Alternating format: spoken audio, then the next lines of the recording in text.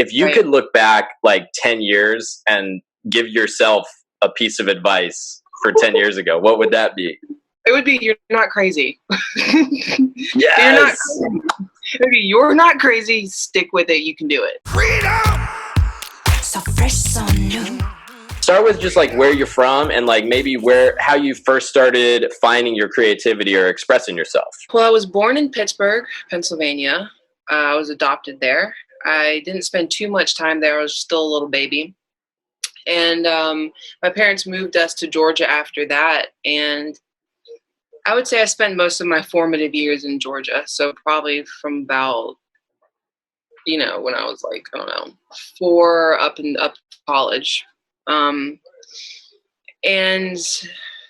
yeah, I'm trying to pinpoint when exactly I realized I liked to perform. And my earliest thought would probably be at my parents' house, like middle school, like when I was really young. I had a really good friend. Her name was Devin. And one of my earliest memories of us is me and her just kind of doing little impromptu performances around my house and like for my parents, just nice. Like singing things. There was like obviously no point, rhyme or reason to any of it, but we would just sing and perform just because it kind of felt good. What would you perform? Like just songs. We would just like perform songs for them and like performances just of any kind. Was this stuff that you were making up or were you mimicking stuff that you were seeing? Mimicking stuff. Okay. And I don't really remember. It was a while ago, but like I also in middle school I can remember as well, like being on the playground and like just like telling jokes to my friend, almost like I was a stand-up comedian or something. I just remember like having crowds of people and like kids and like me telling jokes, which were probably fucking horrific at this point. But like I've always had some weird like inclination to get in front of people and do something and like perform for them and make them laugh or make them smile or whatever. And then I guess when it really got serious for me was probably high school, was when I started acting or asking, can I do a play? Can I take acting classes? Can I do something like that? And I started doing plays in high school, just like small school productions, like Hamlet, things of that sort. And that kind of, I think, really sparked little stuff like Hamlet. Yeah, I mean, it's funny. Just some Shakespeare. It's an all-girl school, so like it was all females doing. Oh wow, which was pretty cool. But it wasn't really until I left home and went to college that I was able to actually like dive into the acting community seriously. There wasn't a very large community in Savannah, which is where I grew up. So when I moved to Atlanta is when I really got an actual opportunity to involve myself in more serious classes. And yeah, that was when I was 18. So I moved to Atlanta and pursued college. And I got my theater minor. That's where I started doing improv, started working with like local Atlanta theater companies and doing performances. And that's actually— I didn't realize that you came up through theater. I don't like to say I came up through theater because I didn't do enough theater to feel like I know enough about theater to say that.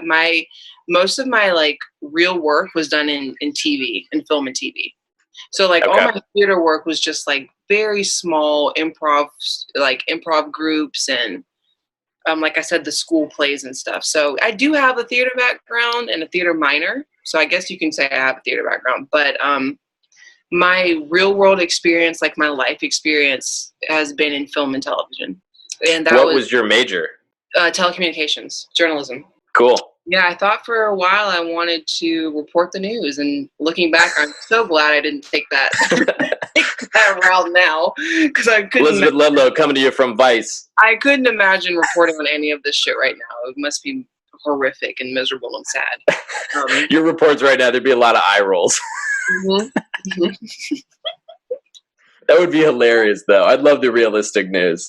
Yeah, I don't know. It was weird. It was a journey for me, figuring it out. And I'm really thankful now that none of those other ventures that I was pursuing worked out, because this is and has always been my passion. And luckily I was able to find a way to like turn it into a career.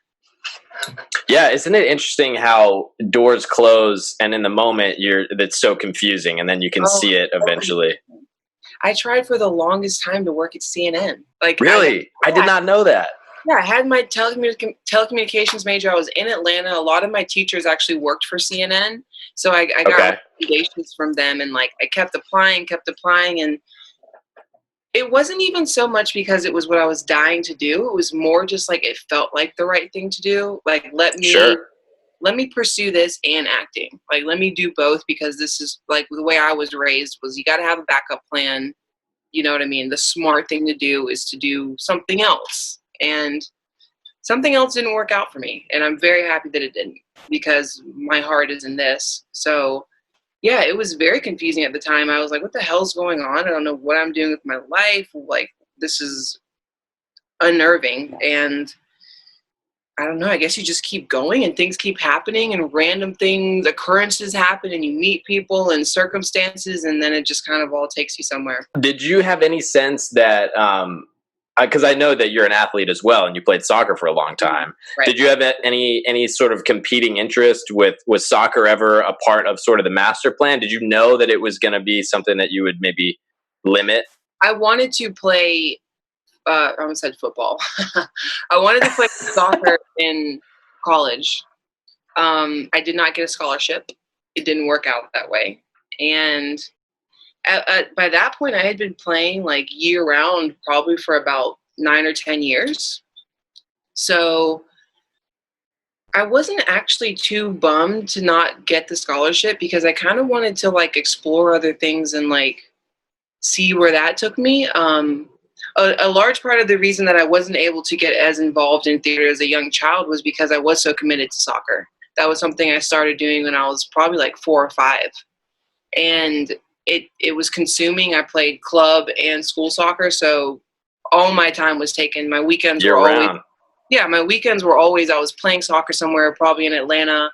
So there was no time for me to like really explore this desire that I had to perform.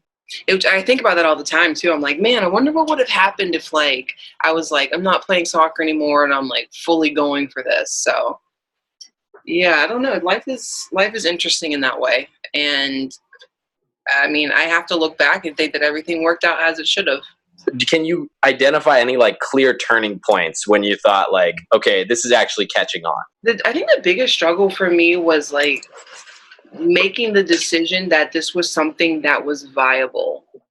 That was the hardest thing for me, because, you know, my family has nothing to do with this industry. My dad's a doctor. My mom was in travel when she was still working. And there's no one in my family that had any information about acting or knew anything about it, or like could give me any guidance as to where to go, who to turn to. But they did have guidance as far as like, you need to go to college and you need to get a degree.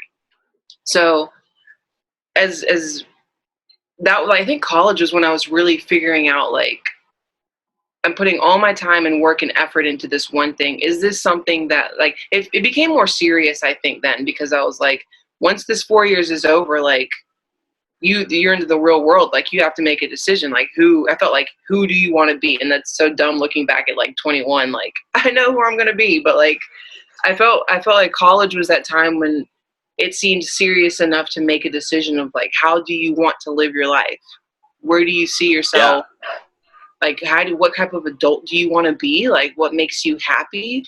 After 4.5 years of studying every day and going to classes and doing all of that, like, I felt very drained, not in like a positive way. I felt drained as to like, I'm doing all of this stuff and it's not fulfilling something in me. And I know I'm supposed to be doing it. I know it's the right thing to do. I know this is where I'm supposed to be, but something doesn't feel fulfilling. I started feeling like my improv classes and my theater classes were like, they just became so exciting to me, and like this other form of outlet, like a different outlet, but besides my other classes.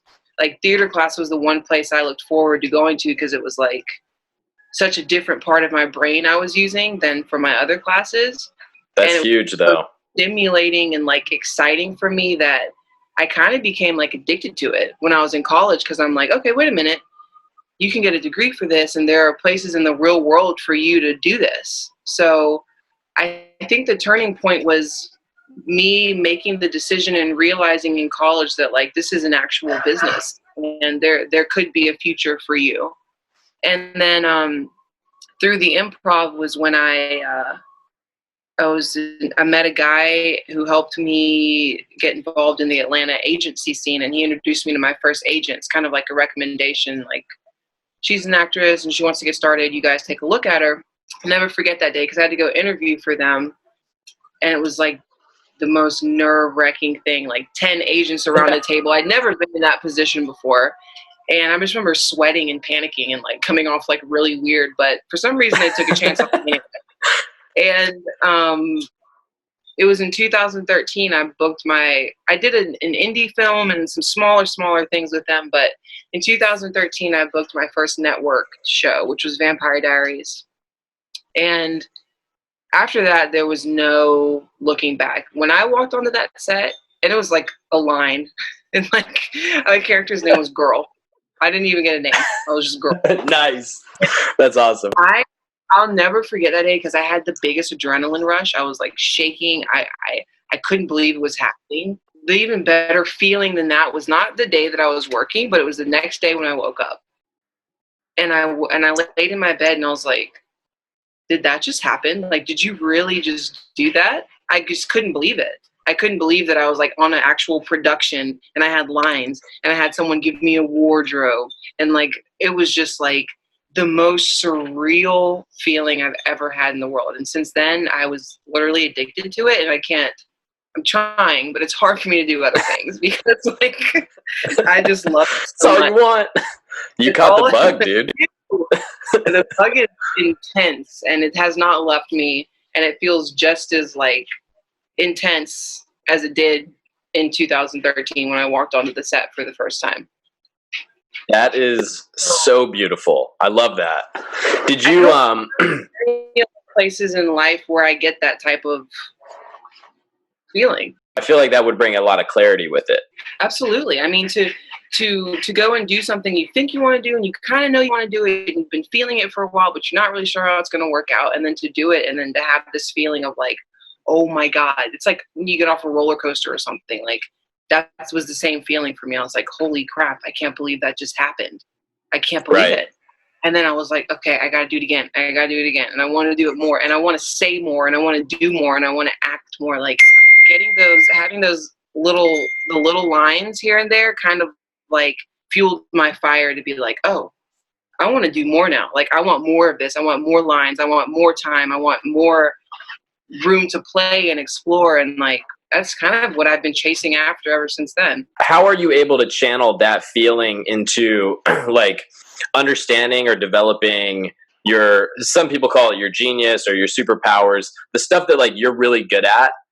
Is it just a pursuit of that feeling, or is there something that you did like once you made that decision where you started understanding sort of like unique things that you're bringing to the table, or maybe developing unique things that you're bringing to the table? I think it started off as chasing a feeling. Was just something about the environment and all the people and being a part of this thing that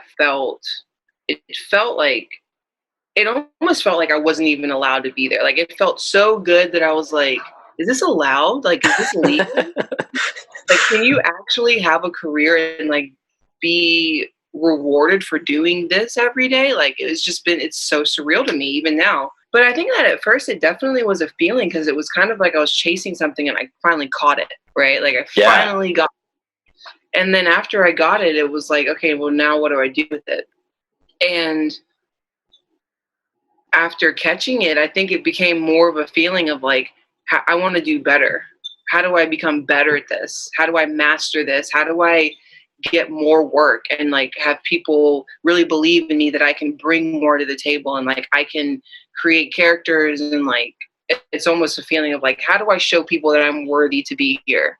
And because to me, it really feels like, it still feels like I'm not worthy or something. Like it's too amazing to me to be on a set and to like be rewarded for doing that type of work. It's like, that's why I'm so obsessed with it. Cause it still feels like, what?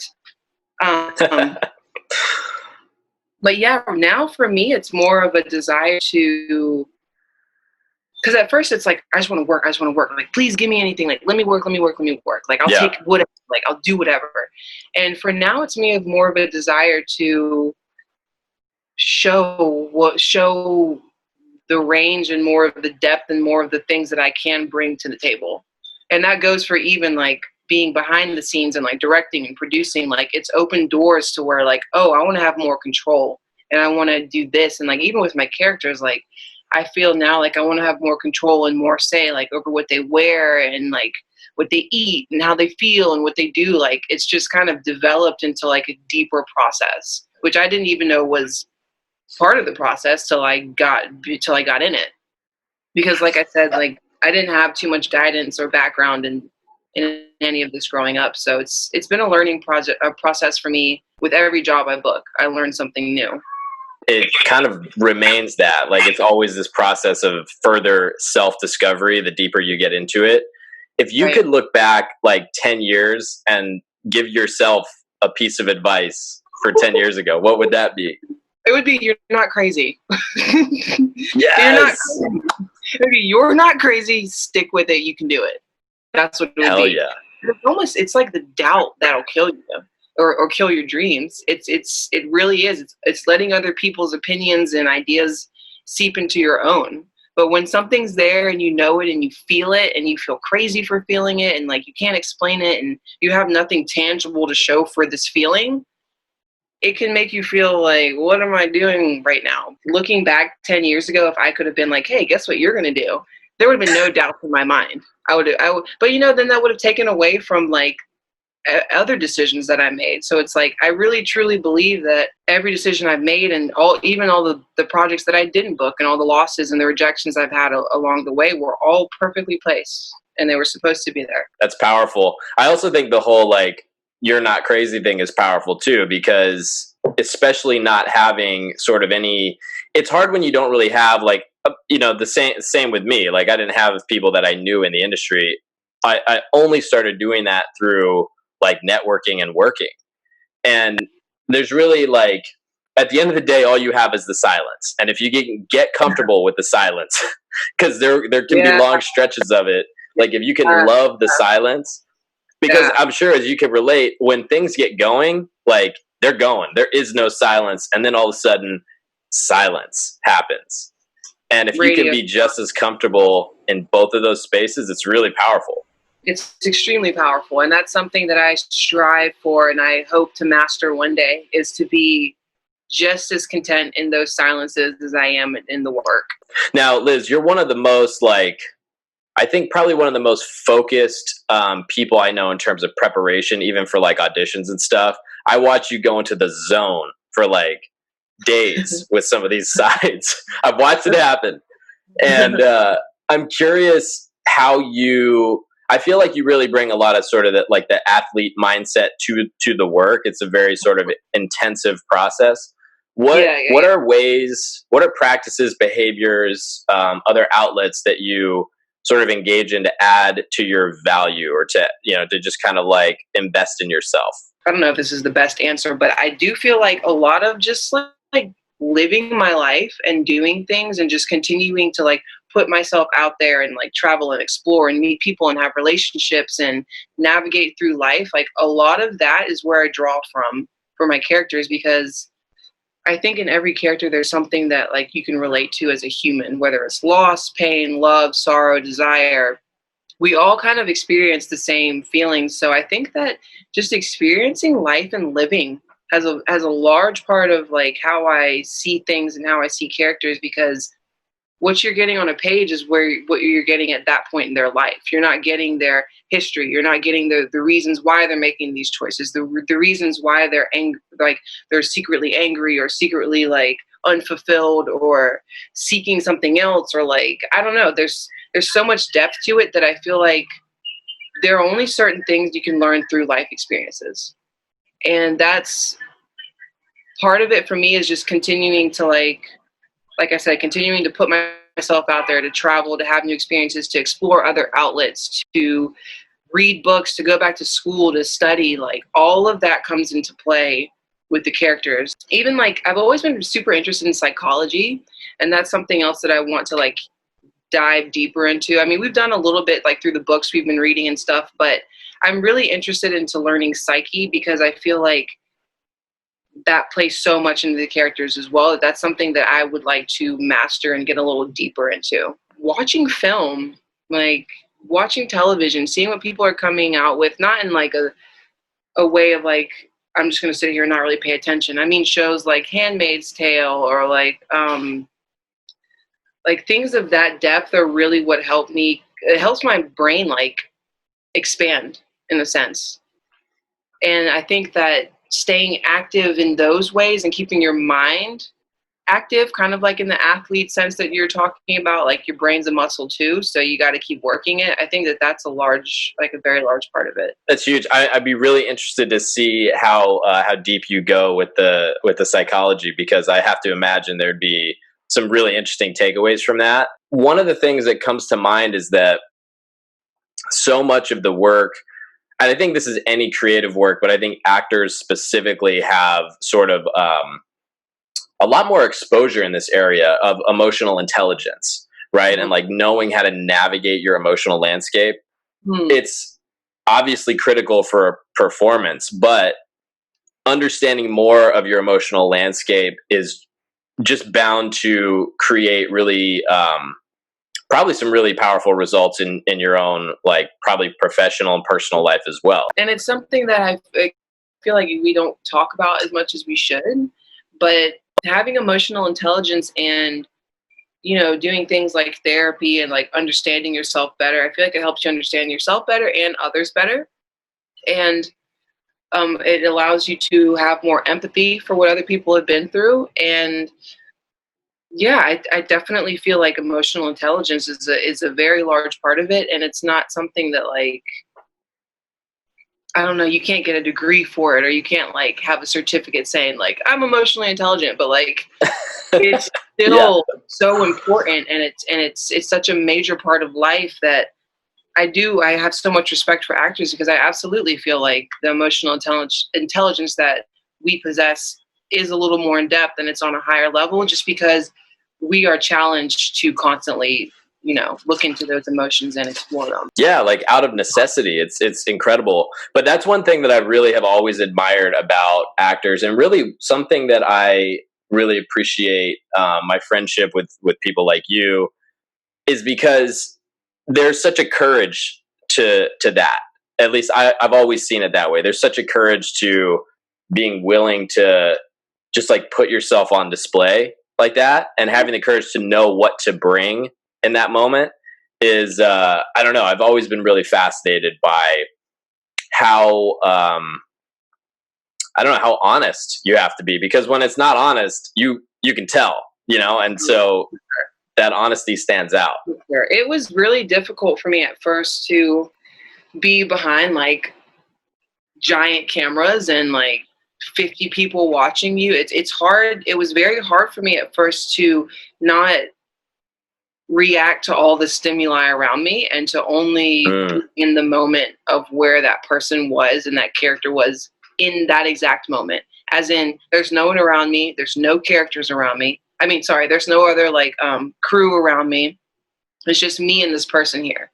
And like, it took me a while to be able to, I don't know, you kind of, for me personally, I kind of have to like, when I'm performing there, there's kind of like no one else there. I found a way to like block out everything else happening, lighting and wardrobes and costumes and makeup. Like even when people are coming up in between scenes to like touch up makeup and stuff, like there's just this kind of militant athletic like thing that I go into where it's like, if I'm in this place, I don't see anybody else. I don't hear anybody else, because I can't be true to that character and true in the moment if I'm listening or if I'm paying attention to what lighting's doing, or I'm trying to pay attention to like what, you know, my blocking here or that, like all of that matters. But what's most important, I think, is when the director calls action and everything happens, it's like, it's no longer about the room and the people and everything. It's the moment and exactly what you're bringing to that moment.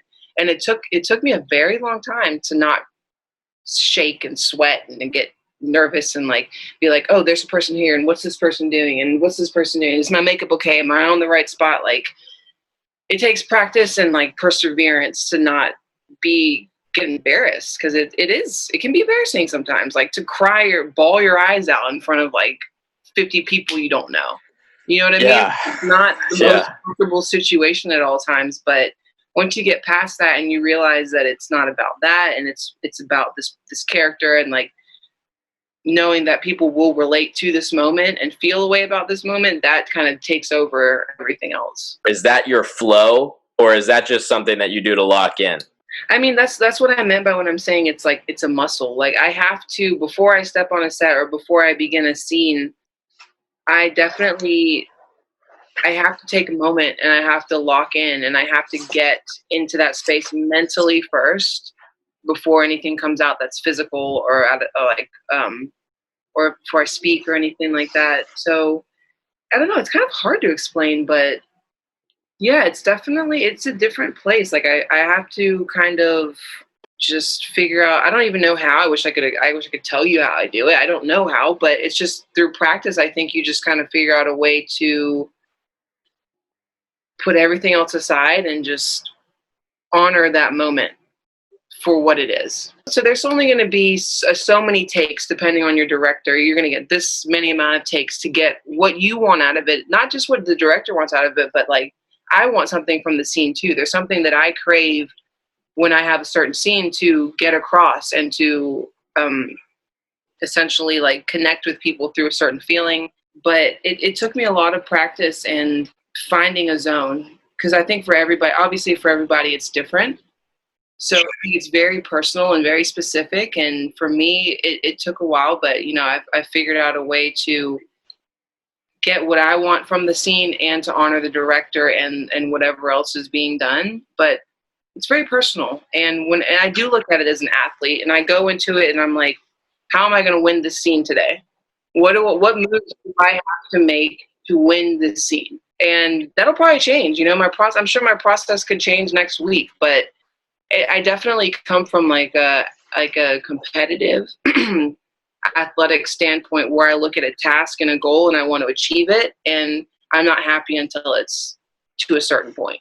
That's huge. Do you find that zone shows up anywhere else in your life currently? Do you hit that in the gym? Do you hit that in meditation? Or is it pure, is all that prep work for that moment on the set? No, I hit that. I run a lot. Running is very therapeutic to me. Today I ran 4 miles. I already ran 4 miles this morning. And that's like average. Nice. What I have to do. Otherwise, I get very restless. So I don't know what that is, but I have a very, very, very active mind. And things like running and meditation help me kind of sift through those thoughts. Because sometimes it's just, I feel like I have so many thoughts, I don't even know which one to go with, So yeah, yes. I feel that way a lot, just kind of like overwhelmed by all the things that are happening in my head. So yeah, there's certain ways to get it out, and to get it out in like a productive manner. It's kind of like channeling your power for good or evil. Like, there's bad ways I could handle the intense things that are going on in my head, and there's good ways that I can handle it. And through work and through meditation and through running, those are the ways that I choose to like let that outlet out. That's awesome, though, that you use the word choose, because that using it for self-destruction or using it for self-improvement or development or just even like expression, it is at the end of the day a concrete choice that you do have to make. Yeah, I mean, I've been having trouble with that through this whole quarantine thing. Like, I've been having trouble gaining the motivation to make that choice, because all of my creative outlets have been taken from me, essentially, as far as like acting goes, and being on set and working with the crew. Like, that's where I feel good and like in the zone. And because I can't do that right now, I've been finding it like very hard to find motivation. And because the feeling that I get from acting and performing and doing that type of work is a specific feeling, and I can't get it right now.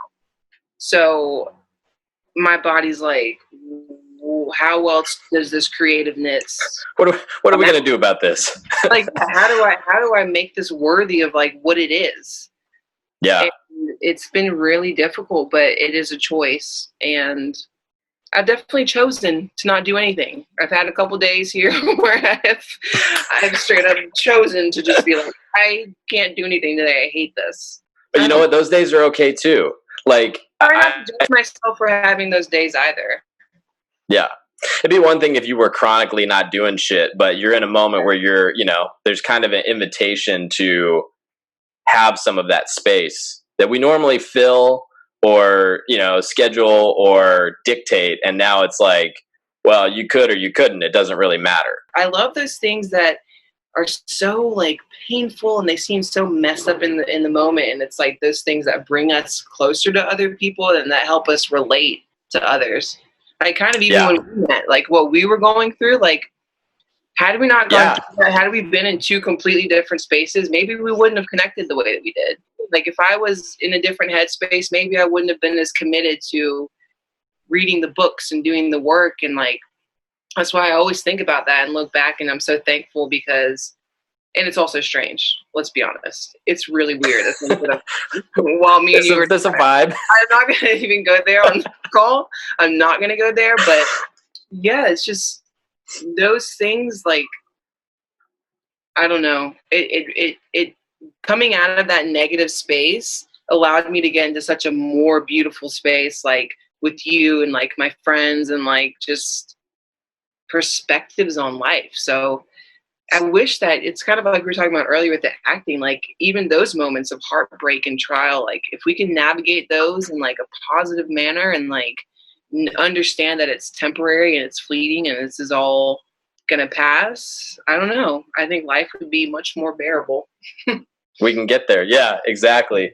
Well, and it's interesting because I feel like there's something really powerful in like trauma bonding as long as you don't keep it there, right? Like if you, the fact that you can empathize with someone for where they are is so powerful. And I think one of the things that I'm really, brings me a lot of joy to think back on like our relationship when we met, because we were going through some shit that we could relate on. We empathized there, but then we immediately like started supporting each other upward.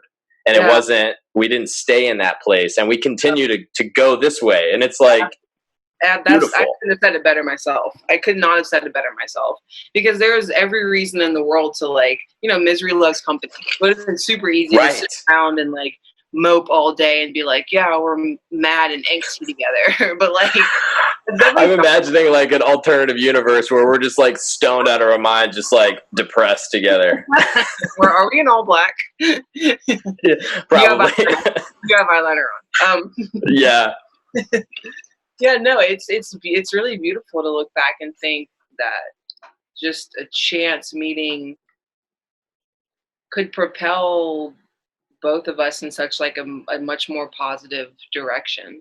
Those are the type of relationships that I continue to pursue and crave, because I've been on the other side. I've been on the misery loves company side, and like it's a waste of time, it's a waste of creativity, it's a waste of like emotional intelligence. Like I truly didn't know when I was in a really depressed state that I could literally choose. And it's funny. You rarely do. It doesn't feel like a choice. It never feels like a choice because you don't choose to be in that state. So how could you choose to get out of it? I'm not choosing to be depressed. I don't want to choose to feel like shit. So how am I going to choose to get out of it? But like, yeah, you can. It's a choice. It's an absolute choice. It's perspective, it's the mind game, kind of how this whole quarantine thing's going. Like there's so many different ways to handle this. And like, I would love to see, like, I think it'd be so interesting to have a glimpse, like a bird's eye view of like 5 different people and how each one of them has been coping with it. Like how interesting would that be? Because, it's super interesting. And everybody has their own way of dealing with it. And then you have some people, I was thinking about this the other day, it blows my mind. Like some people are still just like working from home. For some people, work never stopped. It's like I have friends that like life is totally normal. Yeah, and I'm over here like, what does that mean? What am I supposed to do? Yeah. So it's a choice. Most things in life are, and it's nice to have those friends in those moments that can sit there like this and remind you, like, yeah, man, you got a choice right now. And I'm here for you no matter what choice you make, but please, I want you to make one that's going to make you happy. Having those types of relationships, I'm insanely grateful, because even like an hour ago when we were talking before getting on this call, we have like a show on the market, and I said, if it gets picked up, and you said when it gets picked up. Oh yeah. And even having little reminders like that, like literally in my head, I was analyzing that thought pattern. And as soon as I decided to stick with when instead of if, the future became very, very clear. And I think the challenge is not getting attached to like your version of what the when looks like, but understanding that choosing when instead of if gives you so much more empowerment in the way that you move, because you don't need to have control over the details. No. But by believing that it's when instead of if, you can move forward with tremendous confidence in whatever your decision is going to be. That's why they say wisdom comes with age. That's totally why they say that. Because it's like you go through enough experiences and you go through enough down and outs that you realize there is a way out. And, like when you're younger, I feel like when you don't experience those things, like it feels like there is no way out, like there's no hope. But like after you've been through it once, you've been through it twice, and you realize there's a way out, like that's where that ability to stay stable and content and like motivated during the downtimes comes from. And it's still hard as hell. I mean, it's hard no matter how you look at it. But that's something that I really want in my life, is to be able to navigate my negative moments just as well as I do my positive ones.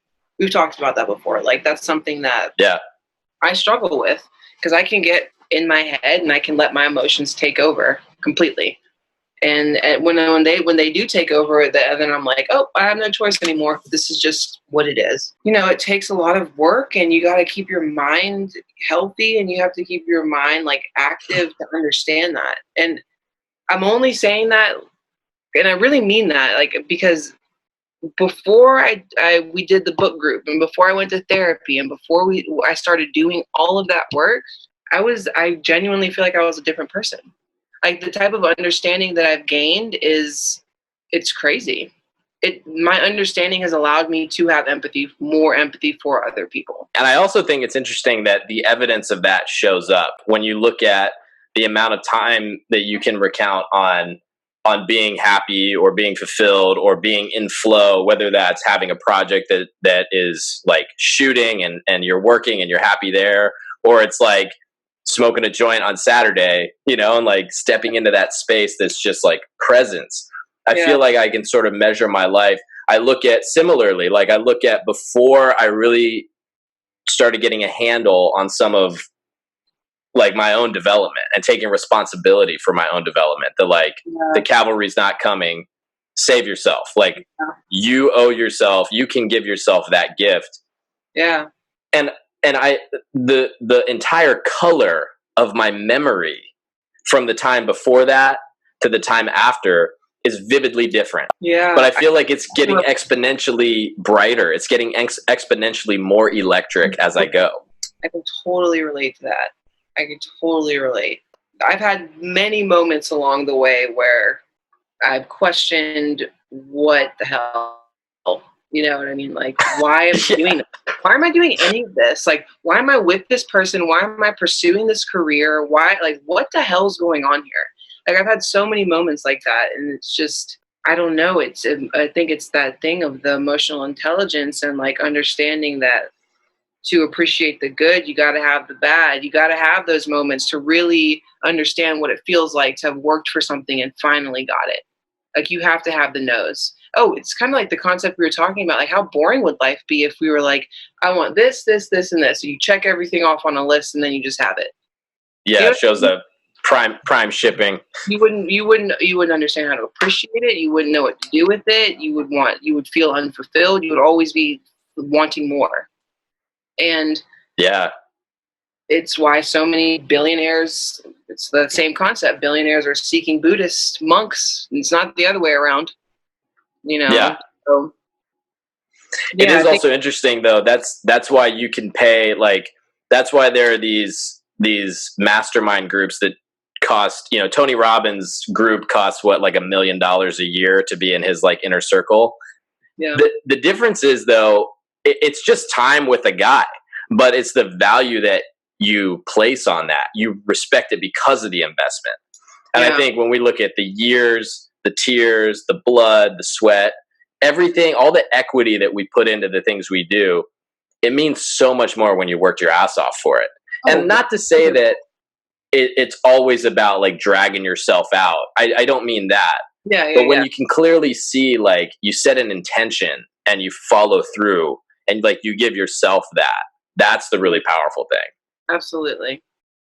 You take responsibility for what you can take responsibility for, which is ultimately just ourselves. We're talking a lot about like relationships and connections. And I think, there's honestly a lot of bullshit that gets talked about with Hollywood and entertainment around relationships. And like, there's so much of the whole, like, a lot of criticism about like using people and a lot of the self-centeredness and things like that.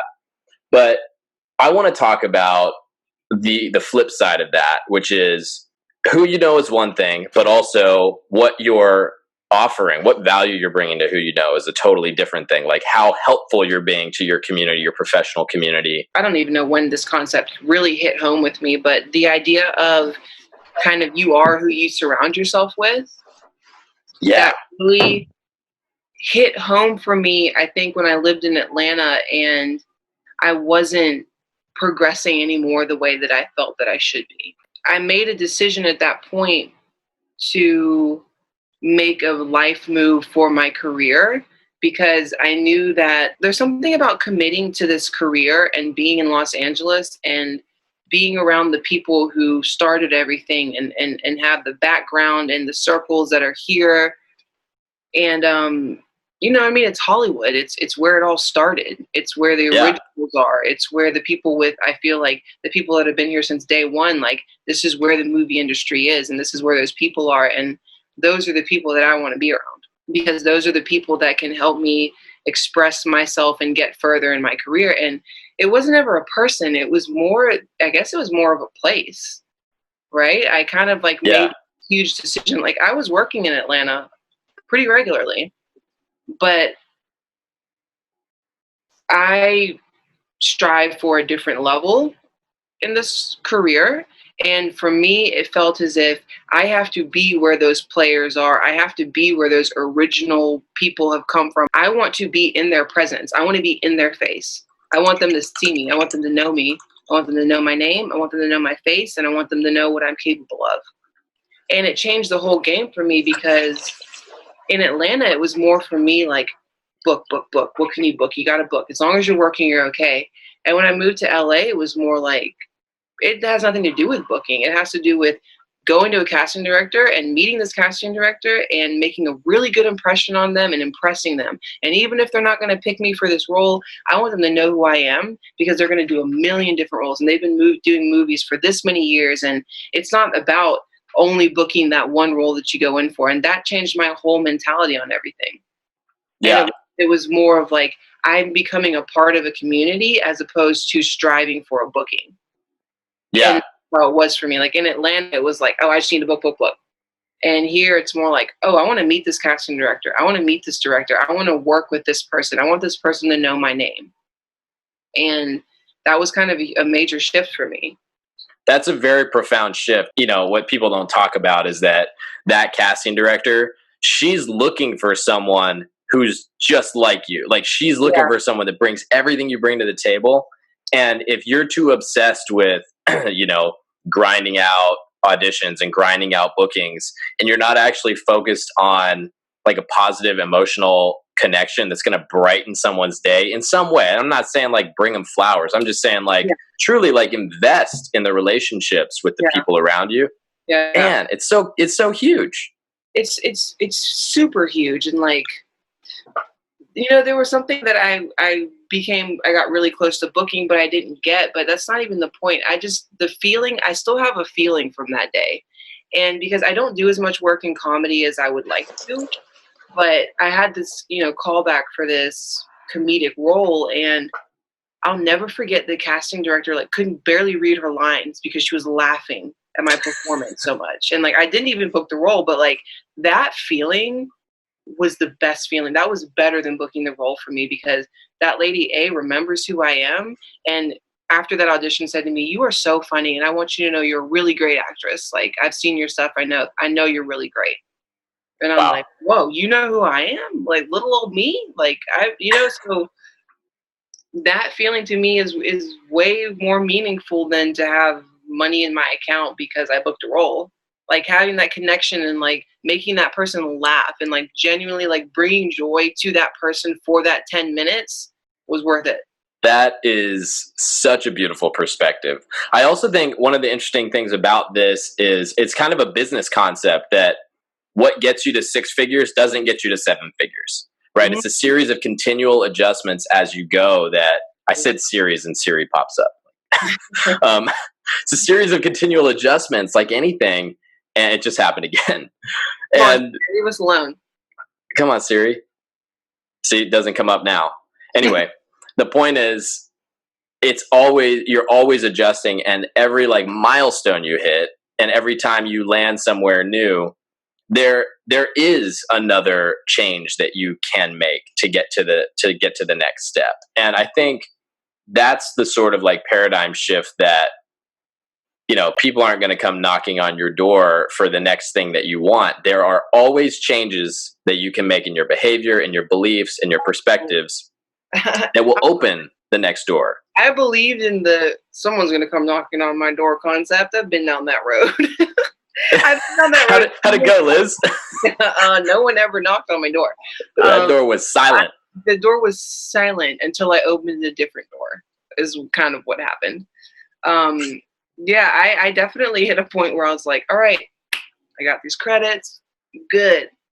Like, direct offers are going to be coming. I can't even get it out now because it's so ridiculous for me to think that I ever felt this way. But I'm like, yeah, no, I'm good. I'm going to get offers. Not worried about it anymore. No.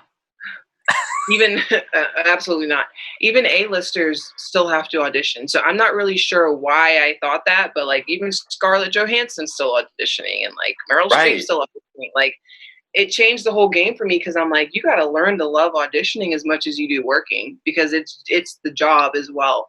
I'm not going to hate or love this audition based on whether I get it. I'm going to enjoy it because I get to do it and I get to meet a cool casting director and I get to bring my flair to it and kind of just bring this person to life for a little bit. And that's the joy.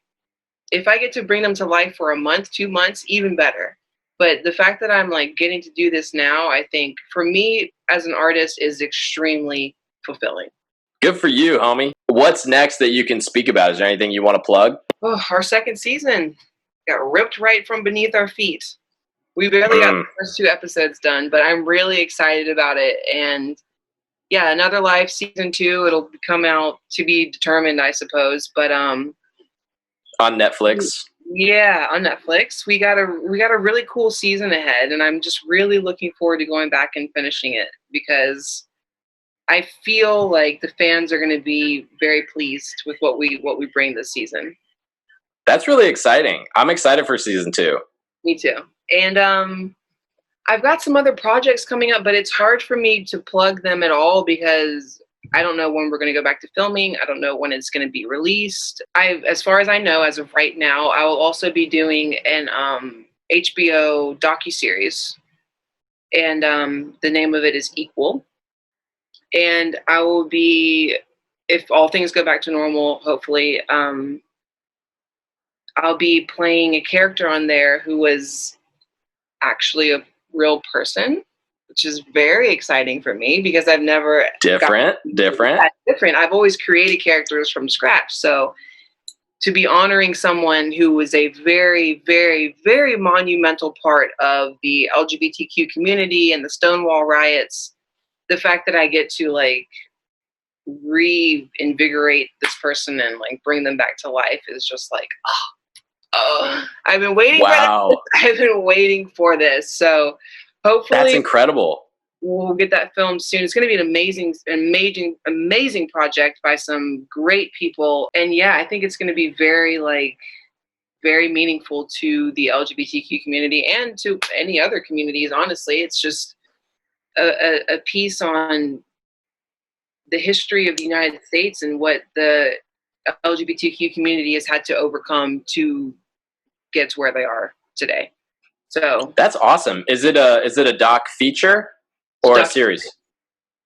Series. Got it. Wow. That's going to be super dope. Yeah. I'm like really excited. Congratulations, Liz. That's a great part. Thank you. Yeah. I honestly just found out when we were filming, and then I actually had flown back to LA to begin the work on it that week, and then everything shut down. I'm also right in the middle of doing my transitioning to directing and producing. So yeah, I'm really excited for this to all be over so we can like get back to doing what we love. Hit the ground running. Yeah. What's the best place to find you online? So I'm most active on my Instagram, which is at Elizabeth Faith Ludlow, Ludlow. And I also am on Twitter at Elizabeth Ludlow. And I don't have a Facebook, so it's not me. What else is there? Is that it? Twitter, Instagram, I think that's Facebook? Instagram's a big one these days. You on LinkedIn? LinkedIn. I am not on LinkedIn. How many actors have LinkedIn? Or am I on TikTok, which I got to get into the TikTok game, or maybe I won't. I don't know. We'll see. But I don't know. I think it's waiting for you. You and the dance squad over there. Instagram's probably the best way to get involved and follow me. Awesome. Well, we'll link it in the show notes. Link me. Yo, it's only 8 minutes till 4:20, so better let you go. My guy. I got an appointment. I know you do. Fucking meeting. Oh, man. I love you, homie. It's so good to talk to you. I love you. And I'll see you soon. Thank you for doing this.